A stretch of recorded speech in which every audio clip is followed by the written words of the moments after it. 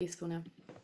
Okay, so welcome to the last session of Cultivating Contentment. So this has been a deep dive into the science of satisfaction to build new neural pathways and uncover some simple home practices to savour the richness of our existing lives. And this was partly inspired by my obsession with buying second-hand designer shoes. And I'm on a no-spend year, and it's not easy for me. So this is a quote from Samuel Johnson, an 18th century poet. "My life is one long escape from myself." So part of this idea about satisfaction is this idea that we want things to be different, and we want to not be who we are or live the lives that we actually have. So despite living in the safest, healthiest, most well-educated and most democratic era in history, there seems to be an intrinsic aspect of the human psyche that compels us to seek and escape from the constant stirrings within us. What is the underlying reason for our perpetual restlessness and dissatisfaction? The reality is that our brain is not wired for contentment or satisfaction at any point. You are completely normal and human, and we are bombarded with information. So within the series, we've explored attention as well. So our attention span has gone from 2.5 minutes down to 45 seconds. So, and I'm not saying that the world is perfect, it isn't, but it's the best it's been in terms of overall levels of those factors. So if satisfaction and pleasure were permanent, there might be little incentive to continue seeking further benefits or advances. So, put differently, experiencing contentment didn't benefit our ancestors or the survival of the species. They worked harder and pushed themselves further because they were wired to be constantly unsettled, a trait that persists in us today. So we've been working around these 4 psychological factors that, if we work on them, can improve our levels of overall contentment. So one is boredom. We go to extreme measures to evade it, and big companies take a lot of time to encourage us to be engaging in behaviours that evade our boredom. Negativity bias. So this is where negative events demand more attention than neutral or positive events. Rumination, our tendency to keep thinking about bad experiences. Now, it's really important to highlight that ruminating isn't a bad thing.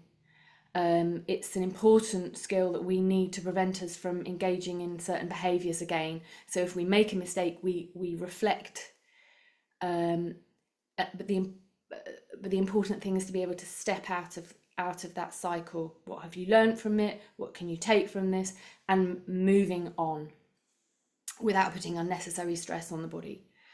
And then there's hedonic adaptation, so the phenomenon where individuals tend to get used to new circumstances, new pairs of shoes, both positive and negative, and their initial emotional response diminishes over time. So we've been practicing various meditations around these 4, and we're going to revise them today. So you're normal. It's normal to be to find life unsatisfactory. But there are some things that you can do to help yourself out. Part of that is acknowledging that this is normal, that this is okay, there's nothing wrong with me. Both are coping mechanisms used by individuals to regulate sensory experiences and manage feelings of overwhelm or distress. However, excessive or rigid sensation seeking, avoiding situations can have a direct impact on our quality of life and limiting opportunities for social engagement, exploration, and personal growth. So that's what we've been looking at. And this is a revision of the Cultivating Contentment, and I've spelled contentment in French there. So it's basically, I'll send you this slide. I don't need to go through it. But cultivating contentment allows us to find peace and fulfilment in the present moment, regardless of external circumstances. While happiness certainly has its place, prioritising contentment can lead to deeper and more lasting sense of well-being, and it includes stability, acceptance, gratitude, simplicity, and self-compassion. And that's what we're going to be practicing in the meditations. So I'm going to share the home practices now so that I don't have to faff around and go back to these slides, and I will send these out. So we're going to practice being bored. Simply 1 to 5 minutes of staring at a wall every day practices this skill of being bored. So a wall is a particularly good one because there's not much going on. There are some studies that say an hour, but I'm not gonna impose that on you. So 1 to 5 minutes, okay, just sitting and staring at a wall. Negativity bias. So this is 3 positive experiences for each negative experience that we have, and we're going to practice this in the meditation. So don't worry if you're not familiar with that. Hedonic adaptation. A gratitude practice, so recycling the experiences that we've already had. Rumination, this is helping us get off that cycle, so where we're going over and over and over the same things and make a nuisance of ourselves, to ourselves and to others, reflecting over events. We're going to practice noticing what's useful, what's necessary, and then moving on. So the idea is that we're just noticing, we're not changing, we're not fixing, and it's in the noticing that the work happens. It's in the noticing that the new neural pathways are built up. So these home practices will make more sense when we've done the meditation. But yeah, so let's give it a go. So just going to pause here to check if there's any questions about any of that. So it's this prefrontal cortex that we have that causes us the most drama around our contentment. And we're going to step out of here into the space of our bodies. Okay, so we'll begin and end with a bell.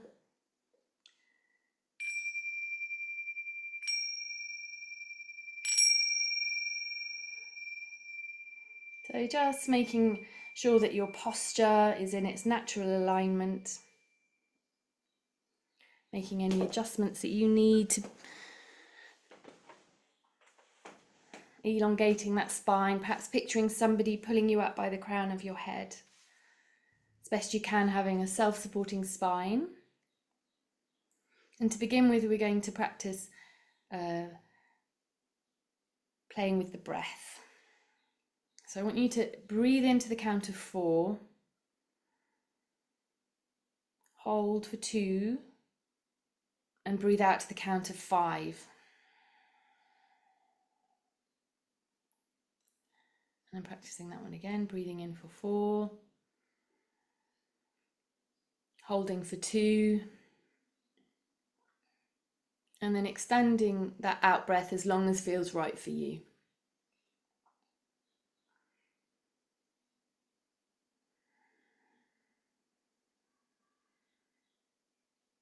And then just doing a few more breaths in your own rhythm, but extending that out breath. So holding for as long as you wish between the in breath and the out breath,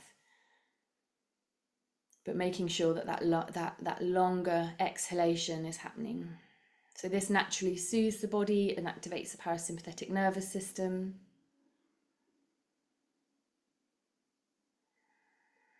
And this is a technique that we can draw on in the more stressful moments of our day.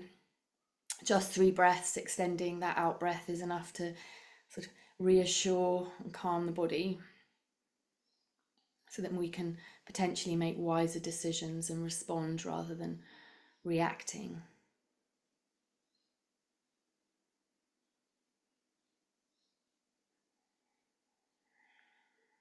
And then an invitation to return your breath to its natural rhythm.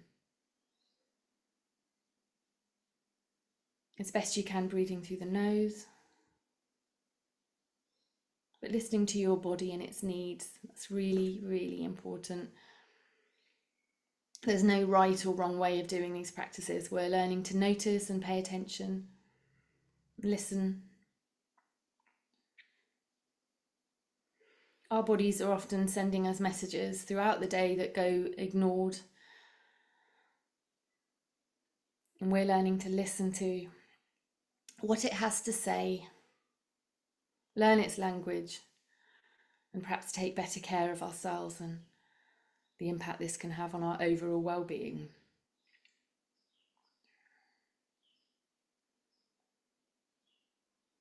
So this isn't very exciting for the brain and the prefrontal cortex, and it will wander off. So the invitation now is to find an anchor for yourself within the practice, so that when your mind has wandered, that you can bring yourself here. So it might be a point within the breath, or maybe a neutral part of the body. So it could be maybe your right finger or your left little toe, belly button, or the breath as it enters the nostrils, or how the breath expands to the back or the sides. Just something that when your mind has wandered off into one of the stories, that you can bring yourself back and you can gather your attention.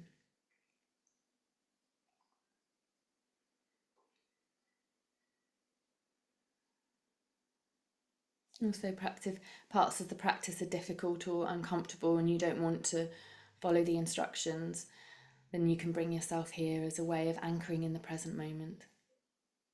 Remembering that I'm guiding this meditation and they're an invitation.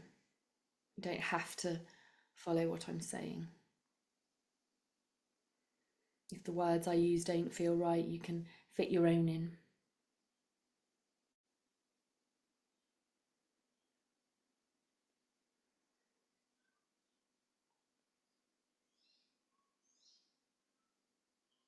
Breathing in and breathing out.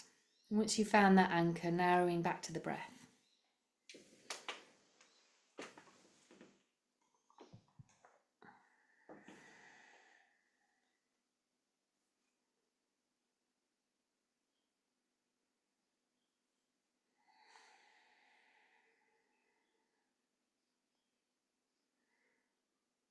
And from the breath, expanding your awareness to include all of the body. So having a sense of breathing into the space of your body.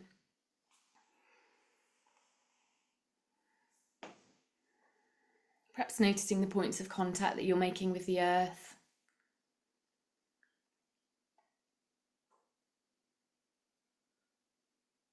The fabric of your clothes against your skin.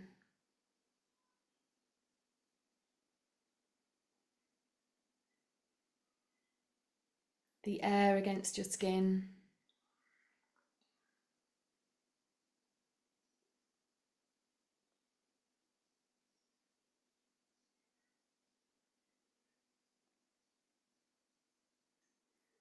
And I just want to invite you to take an internal weather report. How are you today?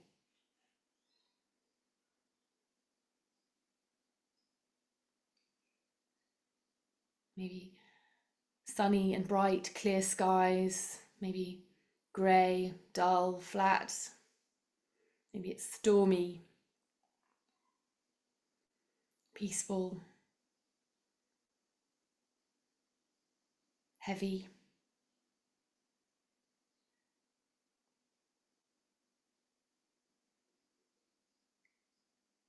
What are the felt sensations of this feeling? How are you? How do you feel?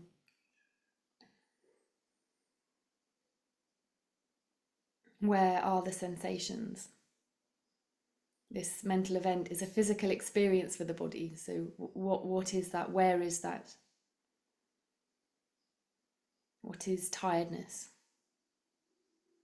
What is hunger? What is this contented feeling? Whatever's there, where is it? Does it have a shape, a colour, a texture, a movement?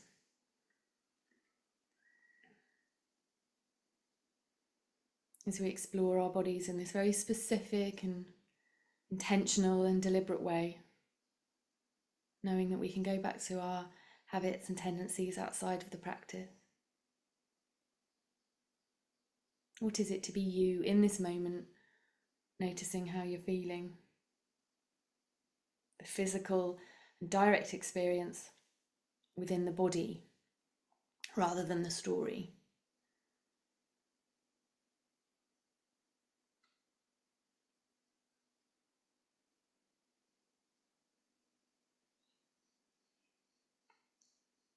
And now an invitation just to return to your anchor, Let's practice coming back here when our minds wander. What can you notice here? Sensations, textures, movements,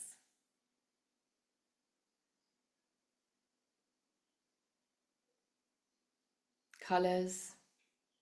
Maybe there's tastes and sounds.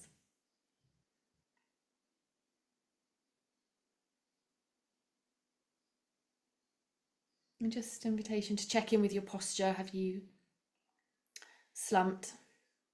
Do you need to make any adjustments? Weaving any movements into the practice. They don't need to be separate.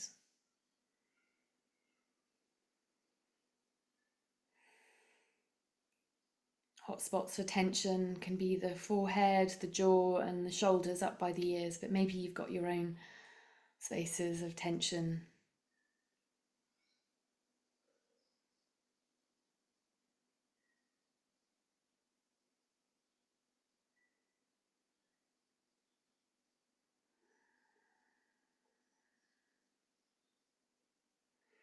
We're just going to briefly step back into our prefrontal cortexes, and I invite you to bring to mind a fairly recent event that didn't go your way. It might be something that you said, something that you wish you'd said, something that annoyed you, something that you've been thinking about, that you wish could be different.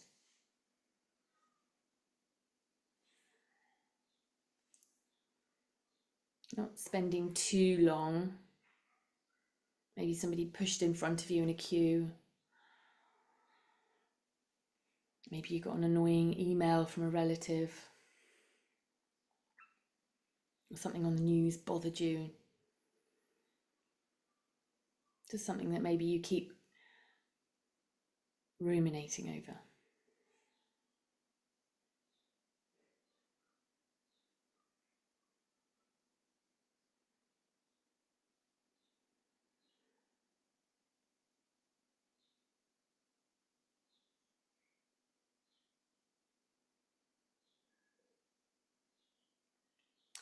And resting with the prefrontal cortex just for a moment, I want you to think about, was there anything useful? Is there anything that you need to do to not repeat this event?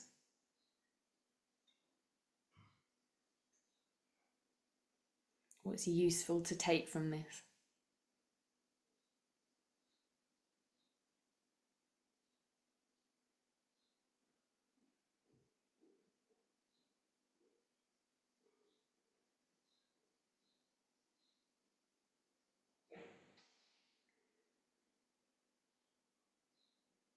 And then an invitation to drop into your body. So let's step out of the story and into the direct and physical experience of this mental event that we've been ruminating over.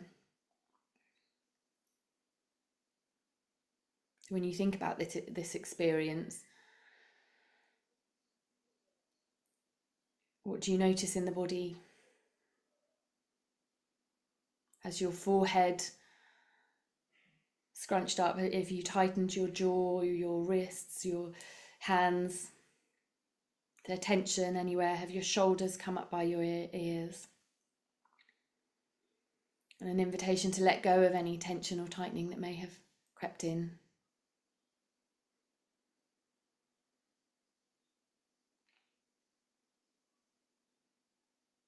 This simple noticing and letting go of any bracing or clenching of muscles is enough to let the body know that you're okay. That these mental events are physical experiences for the body, and that's what we're taking the time to explore.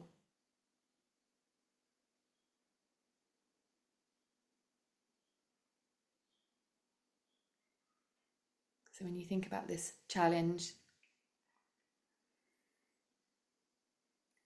where are the sensations in the body? Are they around the heart area, the gut, the forehead, the neck, your arms, your hands? your legs, your feet. We're checking in with each nook and cranny. So some parts of the body will be quiet and other parts will be a bit louder. They'll have more sensations to notice. Meanwhile, your mind will be wanting to go back into the story. And each time you notice, dropping back into the anchor or exploring your body for the sensations that, if you're able to, you can notice. Sometimes they're very subtle.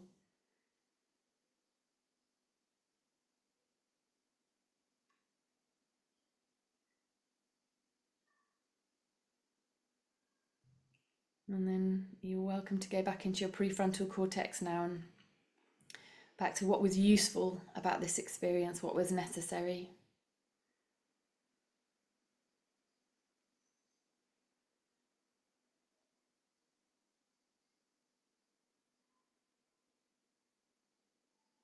And then narrowing your awareness back to your breath. So breathing in and breathing out. And you're welcome to extend that out breath if that's something that you enjoy.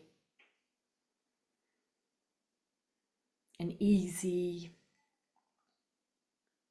relaxed, nutritious breath.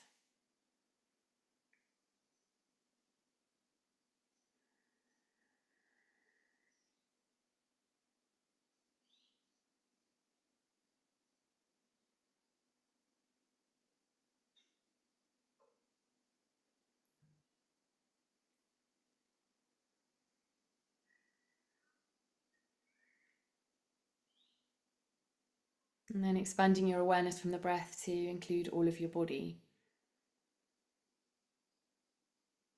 Breathing into the space of your body. Perhaps noticing if any tightness or tension has crept in, if you've slumped.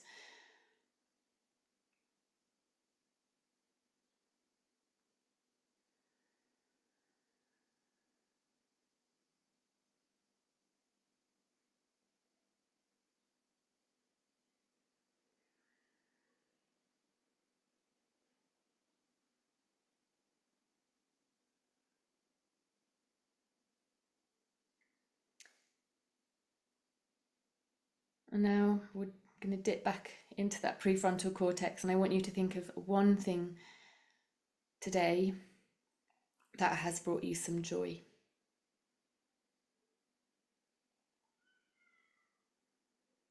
It could be a nice cup of tea, it could be sort of beautiful birds, or you woke up before your alarm clock.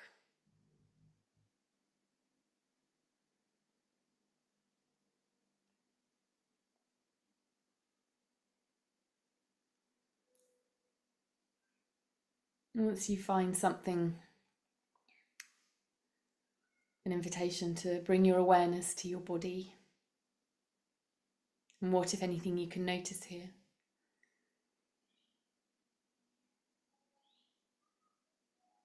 Perhaps scanning from your head down to your feet and checking in with each nook and cranny of your body as we hold this mental event in our mind's eye and notice what we experience within the body.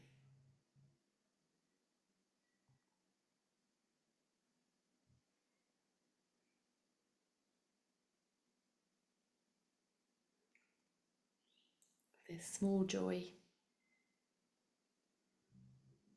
this small moment.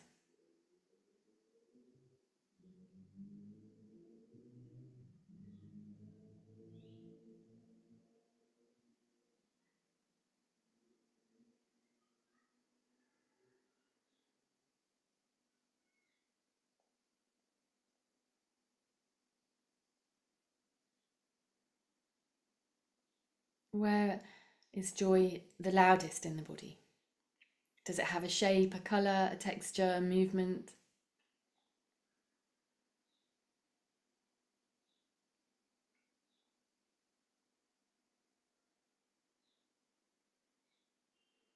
And where's it quiet? Your toes, your ankles, your calves, your knees, your thighs, the arms,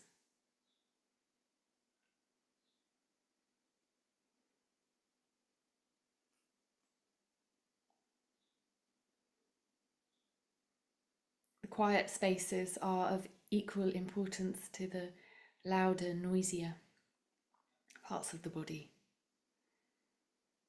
They often go ignored and unnoticed until they cause us discomfort or pleasure.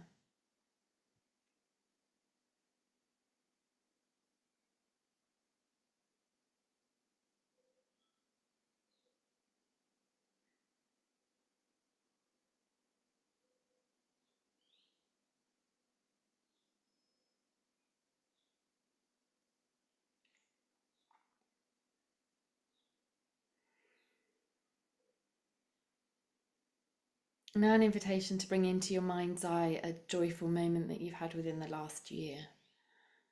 So this might be a more exciting experience.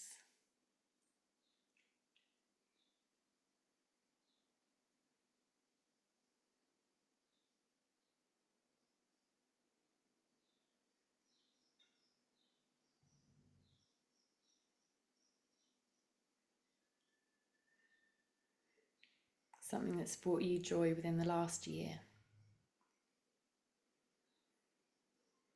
And then stepping out of the story and into the felt sensation of this within your body.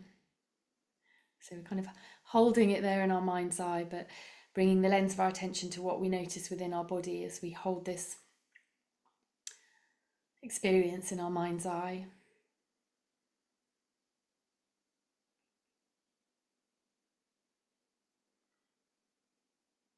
What sensations, if any, can you notice? Where are they? Do they move?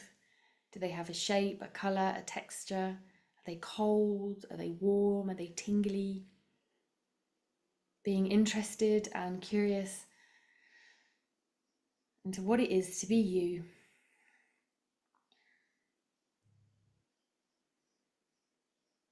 Observing the felt sensations of holding this past experience in your mind's eye. What is being communicated within the body. There's messages being sent, there's all sorts of work going on here that we are very often unaware of. Our body functions primarily without any direct input from us. So we're taking an opportunity to perhaps observe ourselves with some tenderness. This body that houses our experiences and our stories and generally goes unnoticed. And it's not sentimental about it. It's very much in the present moment.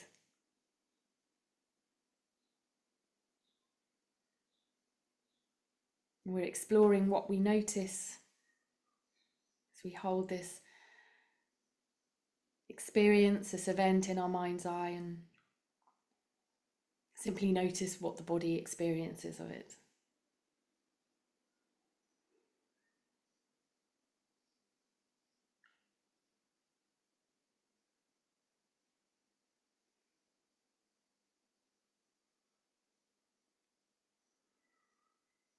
Each time you notice that your mind has wandered into the story and is picking it apart or adding more information, congratulate yourself for noticing, because this is the key.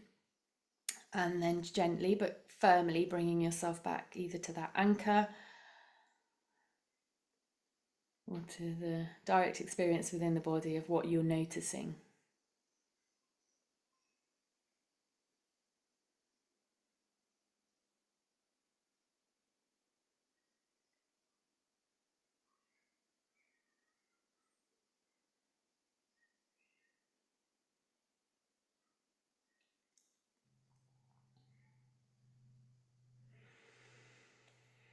And then just narrowing your awareness back to the breath.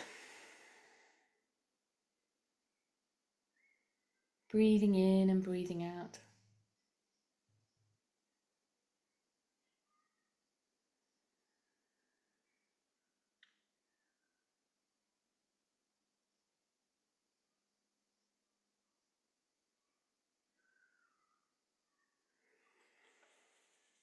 And an invitation now to bring into your mind's eye an object that you love.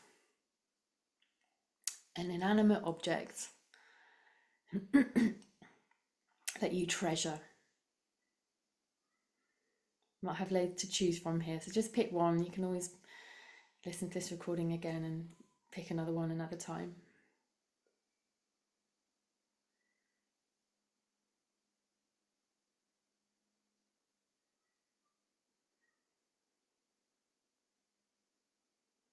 You hopefully found something.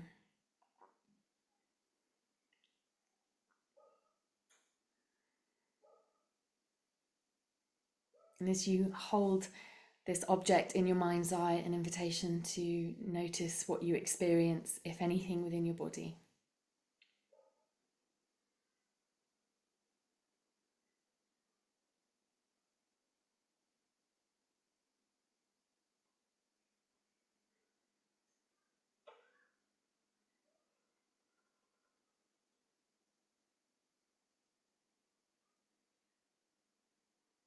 What do you feel? Warm? Coolness?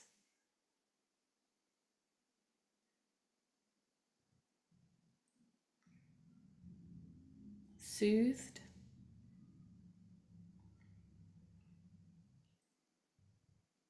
What's happened to your face, your jaw and your shoulders?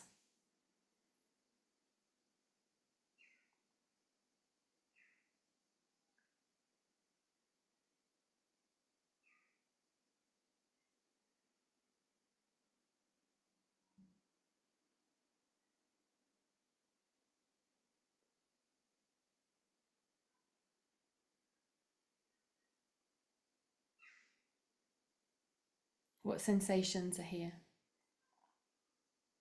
What's quiet within the body?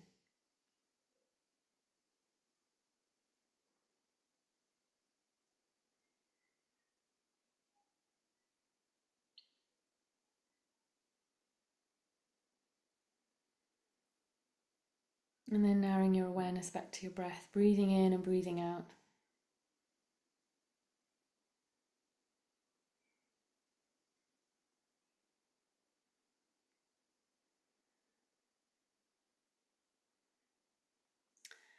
Now I invite you to bring into your mind's eye an inanimate object that you give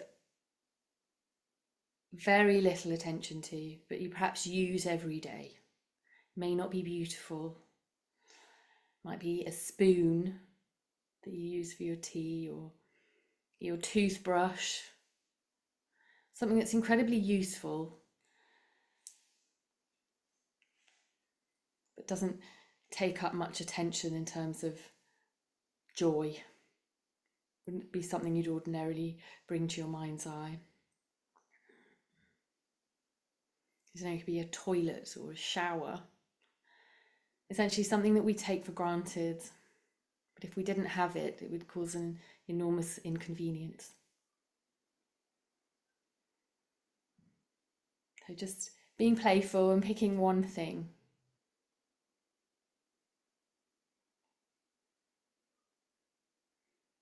This useful, practical object.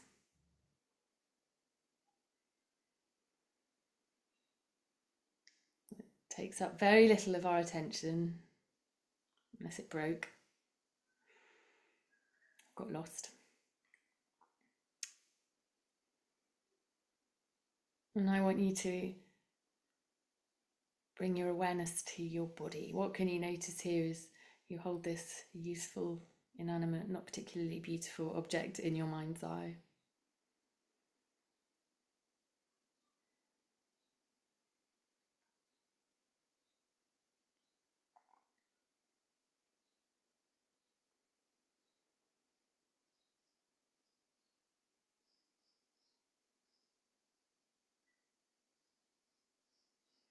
Perhaps you're observing quite how extraordinary this object actually is.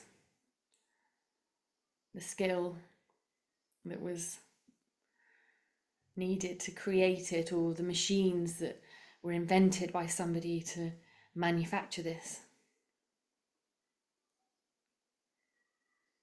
so that you could live with comfort and ease.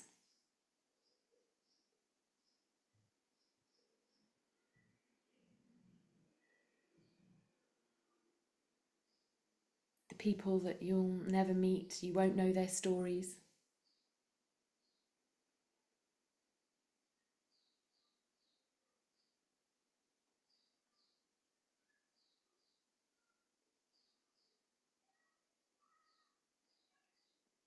And what do you notice in your body?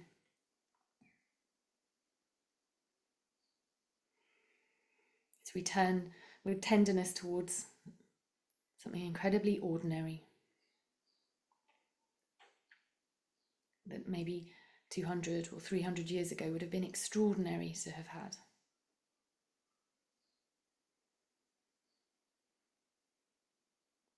Maybe you've picked something really old, so maybe 1,000 years, 2,000 years ago.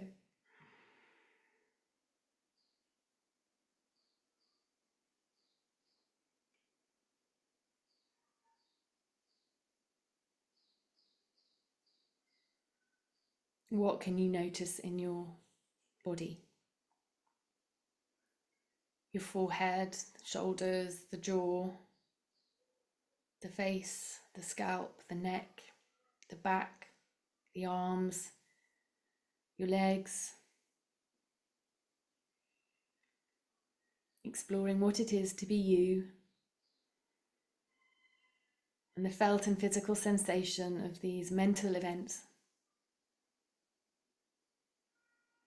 as we observe what it is to be us in these bodies.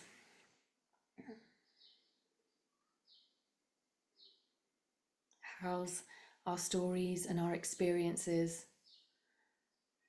that are a combination of our genes, our experiences, our cultures, our environments.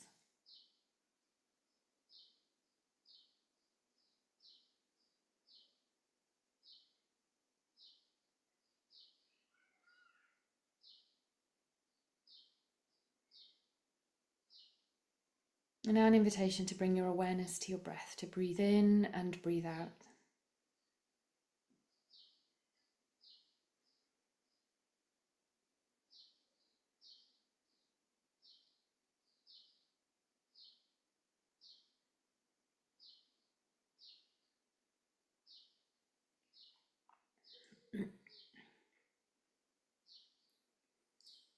I'm just going to invite you to open your eyes and find something really uninteresting to stare at.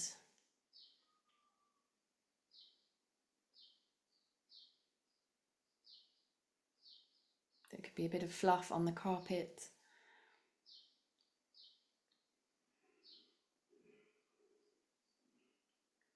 Could be a blank wall, a light switch.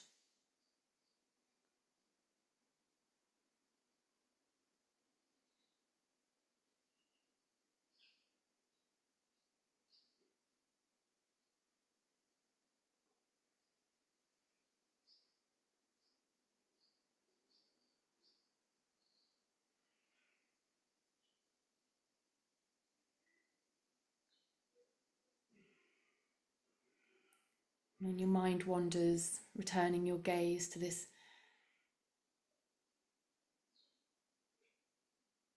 point over and over as it scrabbles around and finds more interesting and exciting things to be thinking about. What is it to be observing this rather dull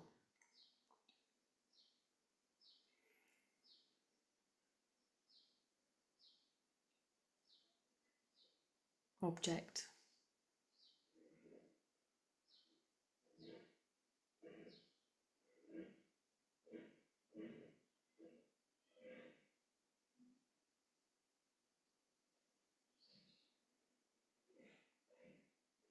The colours and shapes, perhaps how your eye is blinking.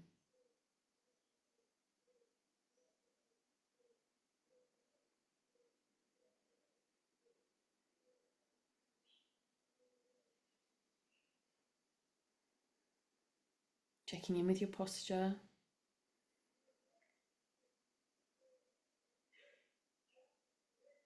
And then closing your eyes.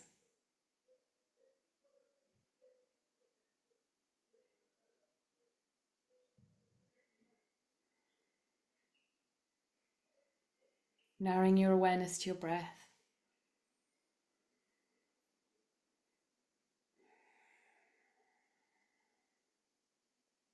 And then expanding your awareness from the breath to include all of your body.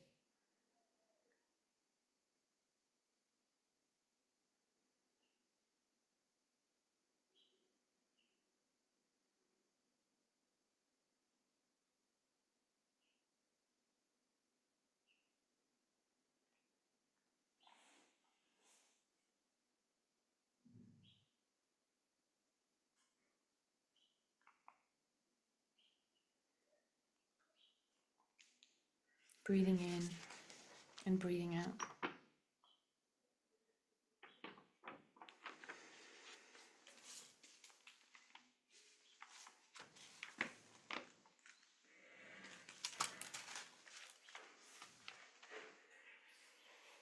Just resting in stillness for a few moments longer. I'm going to close the practice with a poem by Mary Oliver called The Sun.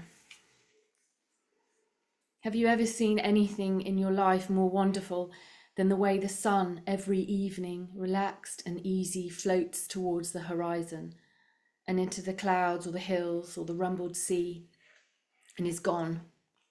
And how it slides again out of the blackness every morning on the other side of the world like a red flower, streaming upwards on its heavenly oils, say on a morning in early summer, at its perfect imperial distance. And have you ever felt for anything such wild love? Do you think there is anywhere, in any language, a word billowing enough for the pleasure that fills you as the sun reaches out, as it warms you as you stand there empty-handed? Or have you too turned from this world? Or have you too gone crazy for power, for things?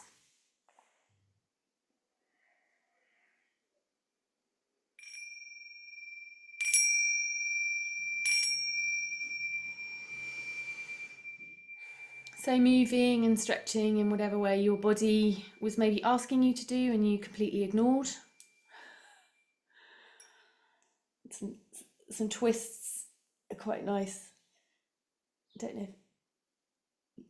I know some of you have animals, but I don't know why human beings along the way have lost that ability to stretch. When we wake up from being still. So we're going to move into having a cup of tea together. This is an activity-based meditation that you're invited to bring into your daily lives. The simple act of making tea or having even a glass of water to be done with mindful attention. Don't need to sit in quiet for 40 minutes. Bringing your awareness to sounds and colours, smells. I've got a Tilule tea.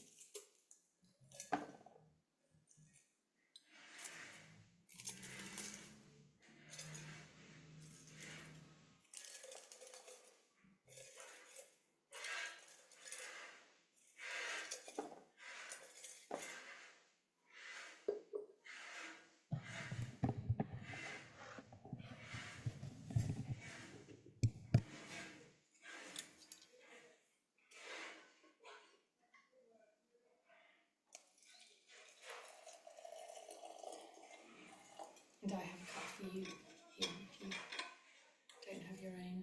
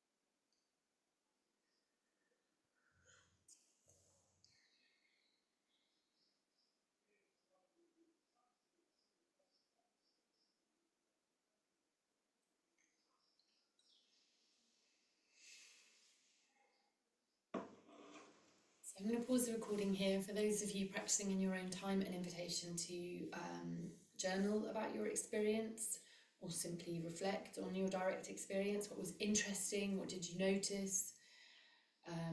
What was quiet? What was noisy? And you can pop it in an email to me if there's anything that you'd like to explore.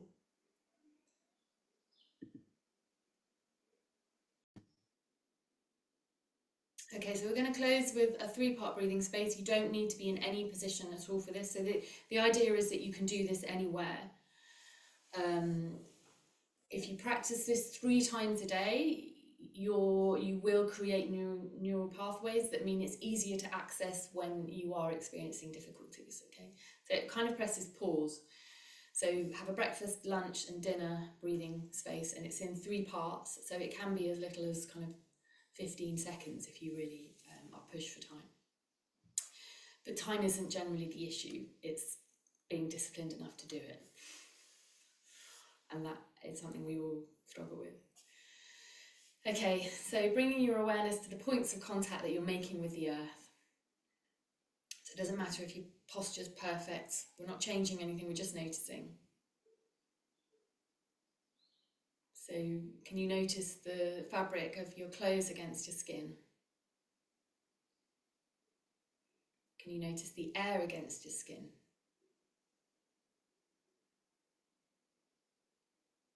And then narrowing your awareness to your breath. So breathing in and breathing out as best you can through the nose.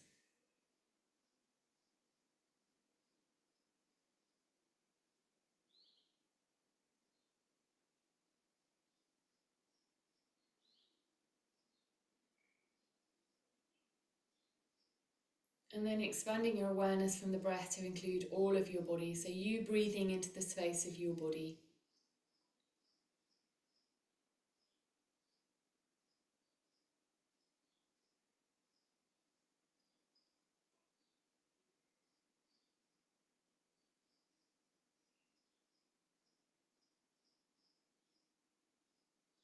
And an invitation to place a hand on your heart and one on your belly. And you can say these words out loud or internally. May I be well. May I live with ease. May I be safe. And may I be kind to myself and kind to others. And then expanding your awareness from yourself to include this group. So those of us practicing here live and those in their own time, that you're held within this space. May we all be well. May we all live with ease. May we be safe. And may we be kind to ourselves and to each other.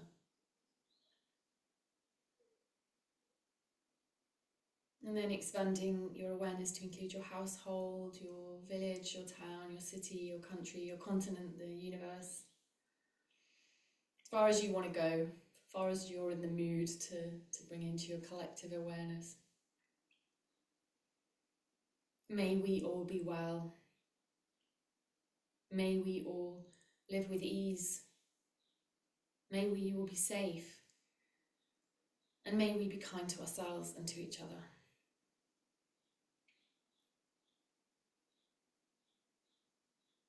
And as best you can, taking the sense of connection and awareness into what you have left to do with your day. Thank you so much for joining me.